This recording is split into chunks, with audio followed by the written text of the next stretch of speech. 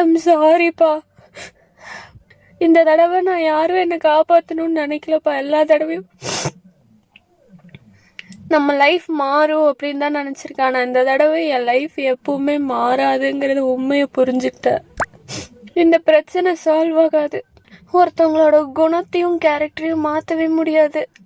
அவங்க என்ன ரொம்ப காயப்படுத்திட்டாங்க, ரொம்ப அசிங்கமும் படுத்திட்டாங்க.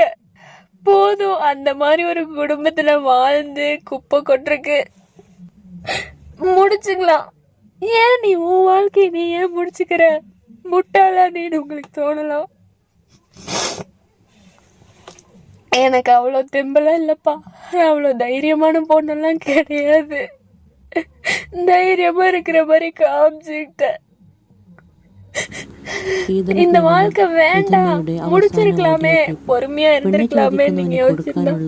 இந்த வாழ்க்கையை முடிச்சாலும் இன்னொரு வாழ்க்கையை தேர்ந்தெடுத்துக்கிறக்கோ இன்னொரு வாழ்க்கையை ஏத்துக்கிறதுக்கான மனம் வலிமை என்கிட்ட இல்லப்பா. அது அசிங்கம்.